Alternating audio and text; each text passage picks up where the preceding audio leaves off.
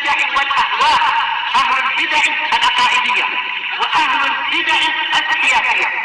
نقول بيننا وبينكم السلف، بيننا وبينكم الكتب، كان فيقول البدع بيننا وبينكم.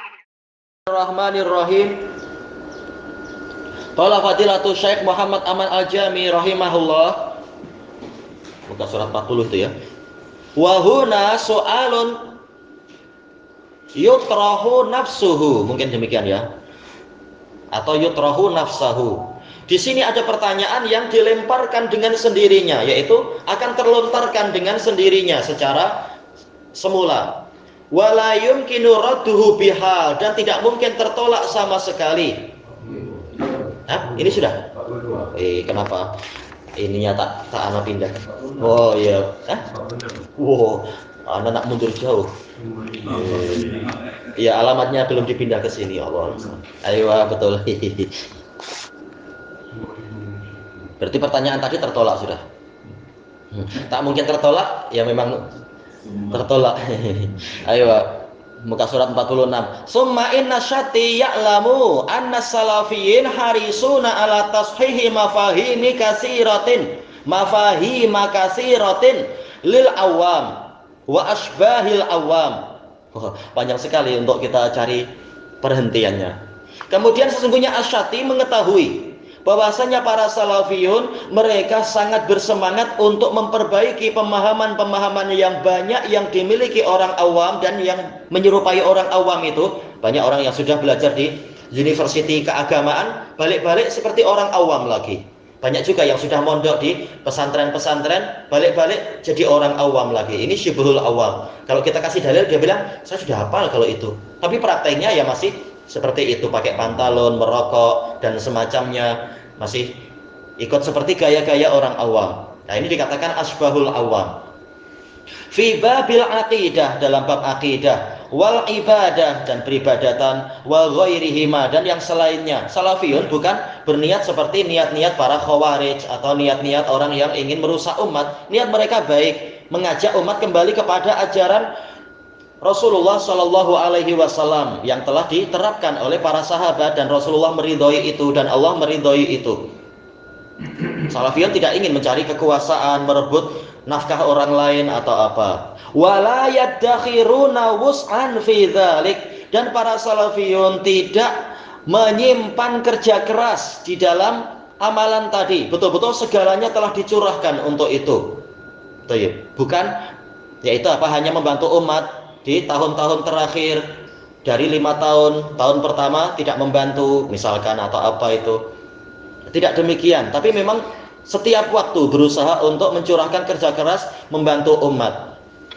Nushan minhum li ibadillah. An-nusah artinya adalah yaitu kesetiaan. Nah, kesetiaan di antara bentuknya adalah amar ma'ruf nahi mungkar, nasihat, hiburan, peringatan. Nah, semuanya masuk dalam istilah nusah. Makanya memang kata Imam Al-Khattabi tidak ditemukan satu lafaz pun di dalam bahasa Arab yang lebih luas maknanya daripada an-nusah. Jadi bukan sekedar nasihat yang ma'ruf, memberikan bimbingan, tak. Nusah itu luas sekali cakupannya. Makanya dikatakan apa itu? Nasihat untuk Allah. Jelas maknanya sangat luas. Bukan maksudnya kita betul-betul memberi nasihat Allah, ya Allah janganlah engkau menakdirkan macam ini, bukan itu. Tapi maknanya adalah kesetiaan. Sebagai kesetiaan dari mereka untuk para hamba Allah. Wan nushu wajib. Sementara nasihat adalah wajib. Bahkan dia adalah Islam ini sendiri. Ad-din an-nasihah didatangkan dengan pola hasar, ada al di situ. Ad-din an-nasihah. Agama adalah nasihat itu sendiri, yaitu kesetiaan. Dan kesetiaan memiliki percabangan makna yang sangat banyak. Li'anna man arafallaha haqqal ma'rifah, karena orang yang telah mengenal Allah dengan sebenar-benar ma'rifah, inilah ahlul ma'rifah. Jadi ahlul as-sunnah salafiyun itulah yang mencapai level ma'rifah. Sementara yang itu belum lepas dari rububiyah, tapi mengklaim, oh saya ini sudah mencapai ma'rifah. Nah, Anda belum lagi lepas dari pengetahuan yang telah diketahui oleh orang-orang musyrikun tentang rububiyahnya Allah. Wahai orang-orang sufiyah, ahlul ma'rifah yang sebenar adalah ahlus sunnah as-salafiyun. wa salimat aqidatuhu minat ta'alluqi bi ghairillah, dan akidah dia selamat dari ketergantungan kepada selain Allah. Nah, inilah salafiyun, mereka ahlul ma'rifah. Mereka tahu segalanya di tangan Allah. Mereka tahu bahwasanya hanya Allah lah yang layak ditawakkuli, yang lain-lain tidak layak. Sementara sufiyah, mereka sendiri belum lagi lepas dari permasalahan ini, masih bergantung kepada para gurunya, sebagaimana ucapan para masyayikh sufiyah, ya muridi tamassak bidaili ungkidzuka min nari, atau semacam itu kalimat-kalimatnya. Ungkidka min nari, wahai orang yang menginginkan aku, berpeganglah dengan ujung pakaianku, aku akan menyelamatkanmu dari nerakaku. Ujung-ujungnya malah bergantung kepada makhluk. Demikian pula ajaran para syekh-syekh thariqat. Kalau kalian melakukan istimdad, yaitu apa? Duduk bersemedi di kuburan, baik itu kubur nabi ataupun kubur wali, kalian ucapkan nama Allah, tetapi kalian pusatkan di dalam jiwa kalian yaitu gambar syekh thariqat sebagai tawassul. Ujung-ujungnya malah apa? Bukan khusyuknya kepada Allah, bukan istihdhar hadrat Allah, tapi hadratu wali fulan, kehadiran wali fulan. Ini istilah yang mereka pakai sendiri, menunjukkan mereka bergantung kepada makhluk. Ya, namanya meyakini adanya apa itu wali-wali kutub. Ujung-ujungnya memang minta kepada wali, istilah mereka. Maka sementara ahlu sunnah, mereka tahu bahwasanya semuanya di tangan Allah, bukan di tangan makhluk, dan semuanya itu di bawah kekuasaan Allah, bukan di bawah kuasa makhluk. Maka bergantungnya adalah pada Allah, bukan pada makhluk. Sementara orang-orang sufiyah, mereka sama sekali tidak mengenal Allah, walaupun mengklaim sebagai ahlul ma'rifah. Meyakini Allah punya tangan aja enggak, ini aja belum lepas. Tentang kalamullah mereka masih tidak meyakini itu. Allah mengatakan Allah punya tangan, mereka tak yakin Allah punya tangan. Gimana kemudian meyakini segalanya ada di tangan Allah? Akhirnya bergantungnya pada makhluk. Tatkala Tartar menyerang, maka orang-orang sufiyah mengatakan, ya man khafat tatar ludu ila qabri Abi Umar, wahai orang yang takut pada Tartar, berlindunglah kalian pada kubur Abi Umar. Abi Umar tak mampu melindungi diri dari kematian, gimana akan melindungi kalian dari serangan Tartar? Baik. Menunjukkan mereka sama sekali jauh dari ma'rifah, tak kenal Allah, sehingga akidah pun jadi rusak seperti itu. Wa amana bi asma'ihil husna wa sifatihil ulya. Para salafiyun, orang yang telah mengenal Allah dengan sebenar-benar ma'rifah, dia beriman kepada nama-nama Allah yang terbaik dan wasifatihil ulya, dan sifat-sifatnya yang tertinggi. Makanya dia tentram dengan mengingat Allah. Sementara para orang-orang itu, mereka justru tentramnya apabila mengingat syekh-syekh thariqat, seperti yang disebutkan oleh Fadilatul Syekh Hamad At-Tuwaijiri dalam kitab beliau Al-Qaulul Baligh fi Raddi ala Jama'atit Tabligh. Tatkala ada di kapal dan terkena bencana di lautan itu, masing-masing orang jamaah tabligh tawasulnya, bukan tawasul, bahkan berdoanya kepada syekh thariqat. Yang ikut Chistiyah ya syekh thariqat Chistiyah, yang Syahruwardiyah ya Syahruwardiyah, yang Naqsbandiyah ya Naqsbandiyah, yang Qadiriyah ya Qadiriyah. Maka kemudian ada salah seorang salafi dari Saudi mengatakan, wahai orang-orang, kalian terkena bencana, tak ada yang mampu melindungi kalian kecuali Allah. Maka kalau kalian terus berbuat syirik, Allah akan semakin marah. Maka mereka justru hampir membunuh orang salafi dari Saudi ini, si jamaah tabligh. Jamaah tabligh kan sufi. Justru tatkala dalam situasi susah, mereka justru bergantungnya memang kepada syekh thariqat mereka. Mereka tidak kenal Allah dengan nama-namanya dan sifat-sifatnya. Sementara syekh thariqat sendiri kalau lapar tahu-tahu minta makan, minta duit. Kalau sakit datang ke dokter, tak mampu melindungi siapapun, melindungi diri sendiri aja tak mampu. Lalu bagaimana diklaim syekh thariqat kami sudah mengetahui, yaitu apa? Mengetahui Ismul A'zam katanya. Tak kenal siapa-siapa mereka itu, tak kenal nama Allah. Mereka pun hanya membatasi nama Allah hanya 99. Salafiyun ahlul ma'rifah, mencapai level ma'rifah, tahu nama Allah lebih banyak dari itu, dengan pengajaran dari Nabi SAW. Demikian pula sifat-sifat dan sebagainya.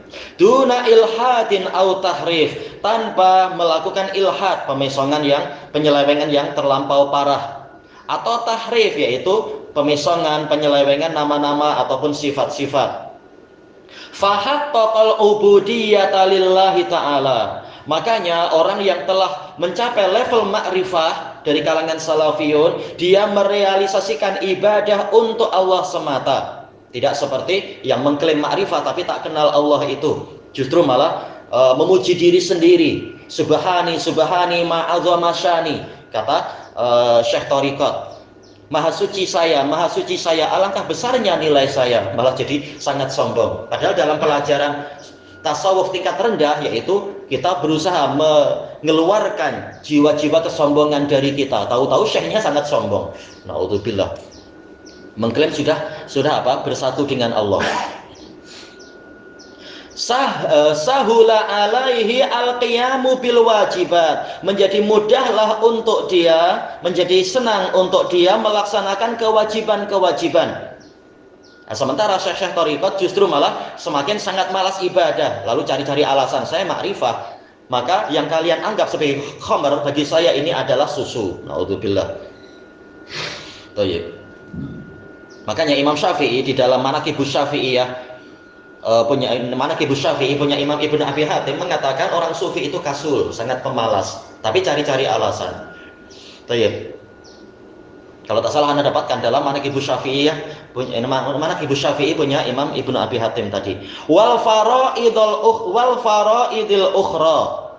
Mudah bagi orang yang telah mengenal Allah untuk melaksanakan kewajiban-kewajiban yang lain fil Islam, di dalam Islam, bukan malah bermalas-malasan. Nah, kalau Syekh Thariqatnya malas, maka jelas orang yang di bawahnya malas.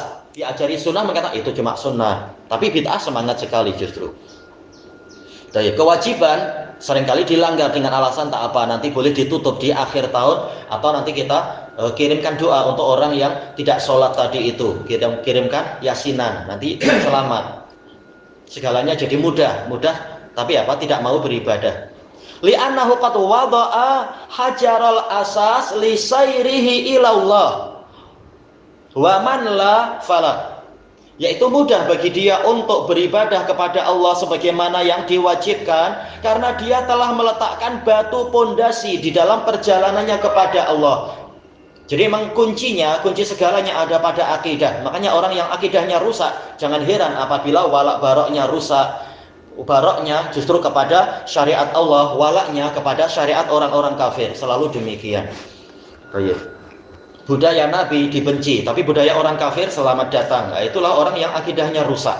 Pondasinya sejak awal rusak, maka sudut pandangnya memang jadi kacau, segalanya kacau. Wa man la fala. Barang siapa tidak meletakkan asas yang benar, maka dia tidak akan mampu beribadah dengan sebagaimana mestinya. Selalu cari alasan untuk menjauh dari syariat Nabi.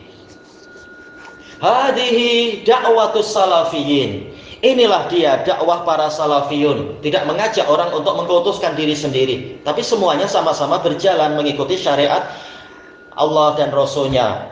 Kalau diri sendiri salah, siap untuk diperbaiki. Bukan malah kalian belum tahu. Setiap kali dikritik malah engkau belum tahu. Jangan engkau menyalahkan syekhmu, engkau belum tahu.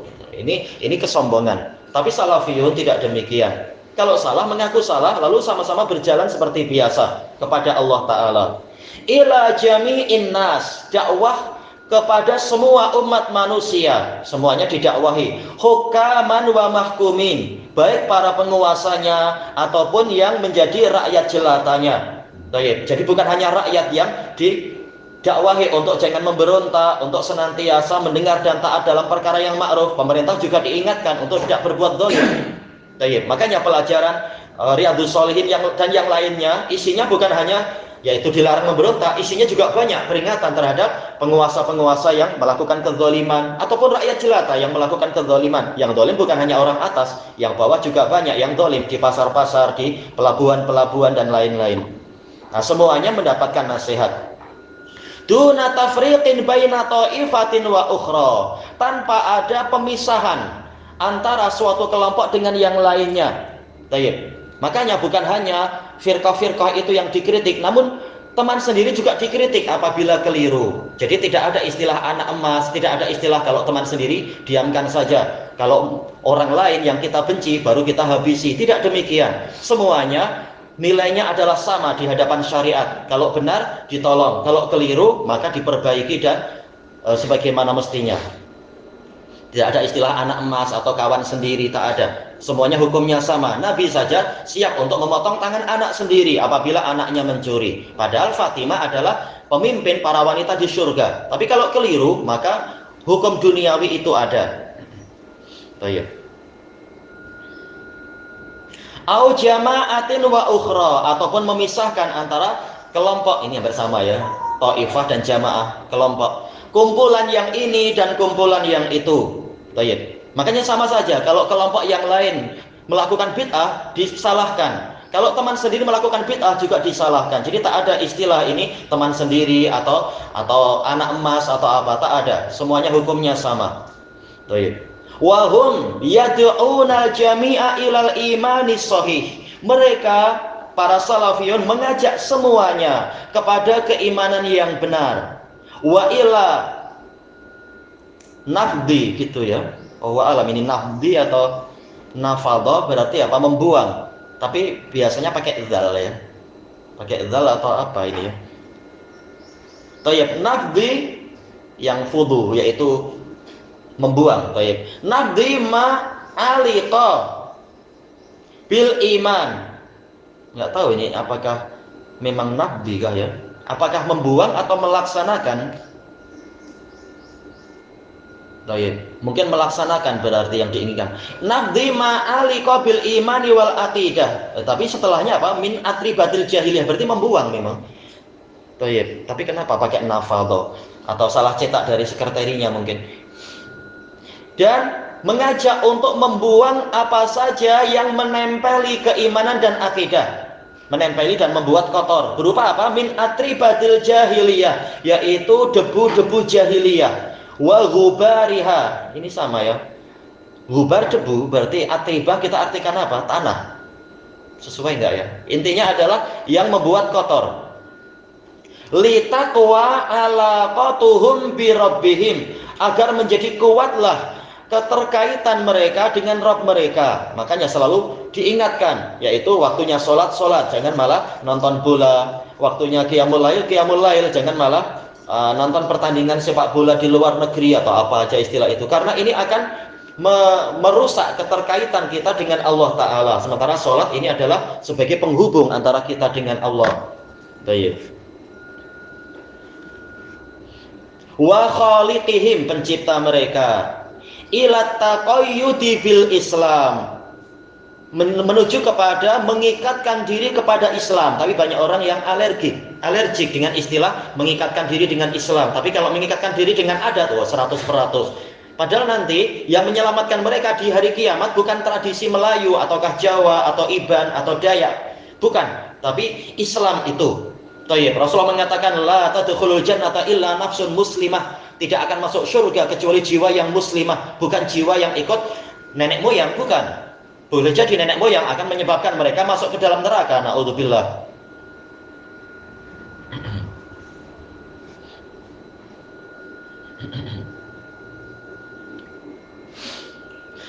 Bil islami wahdah, dengan Islam itu sendiri, bukan dengan yang lain-lain. Fi jami'i majalatil hayah, di seluruh tempat-tempat kehidupan. Majalat jauh lah, yaitu apa? Tempat activity, seluruh activity kehidupan. Jadi Islam bukan hanya di masjid, Islam bukan hanya di hari raya, tapi dalam kehidupan sehari-hari. Di pasar juga wajib kita menegakkan Islam. Demikian pula di lapangan, di bendang, di sungai. Islam itu selalu ada karena kita masih di bumi Allah, dan Allah menciptakan langit bumi adalah untuk tunduk patuh kepadanya. Allah sudah memanggil langit dan bumi untuk tunduk patuh kepadanya. Lalu langit dan bumi mengatakan ataina ta'iin, kami datang dengan sukarela. Lalu bagaimana yang hidup di atas bumi malah justru tidak sukarela kepada Allah? Sukarelanya justru kepada tradisi nenek moyang atau budaya orang-orang kafir. Ini menunjukkan rusaknya akidah.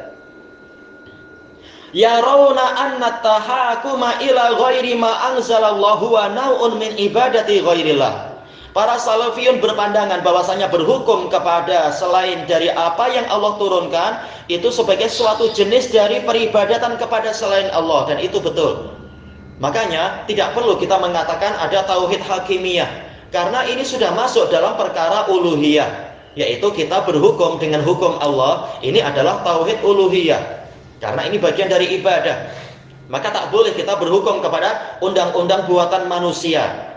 Dan ini sifatnya adalah umum. Undang-undang dalam sholat, hukumnya adalah ada dalam Quran wa sunnah. Demikian pula undang-undang dalam akhlak sehari-hari. Demikian pula dalam pemerintahan. Demikian pula dalam perdagangan. Kita tak perlu undang-undang dari Machiavelli yang mengatakan apa? Tujuan itu boleh menghalalkan segala cara. Ataupun undang-undang orang-orang Ra'sumaliyah. Ra'sumaliyah itu apa ya dalam bahasa kita? Yang biasa dipakai oleh orang-orang barat itu. Yang berlawanan dengan komunisme, apa istilahnya itu, semacam liberal itu. Tak ada, semuanya wajib berhukum dengan hukum Allah Ta'ala kalau ingin bahagia di dunia dan berjaya di dunia dan akhiratnya. Baik. Barang siapa memilih yang selain itu, berarti hakikatnya dia memang menyembah selain Allah. Wa anna ulaika alladzina sammau anfusahum, dan mereka telah berpandangan, Ahlussunnah meyakini bahwasanya orang yang menamakan diri mereka rijalat tasyri', tokoh-tokoh perundangan, tokoh-tokoh pembuat undang-undang, alladzina yuhalliluna wa yuharrimuna duna ruju'i ila tahlili syara' wa tahrimi, yang mereka menghalalkan sesuatu atau mengharamkan sesuatu tanpa mau kembali kepada penghalalan dan pengharaman yang ada dalam syariat. Innamahum tawaghit, mereka itu hanyalah tauhid, dan itu betul. Baik, mereka adalah para tauhid karena mereka melampaui batas. Ini adalah hukum umumnya. Hukum umum, orang yang membuat undang-undang selain undang-undang Allah, tidak mengikuti undang-undang Allah, dia adalah kafir. Ini hukum umum. Adapun orang per orangnya, maka Allah telah memperinci, ada yang kafir, ada yang fasik, ada yang zalim. Kalau diperinci. Tayyib, ilahuna wallahu a'lam.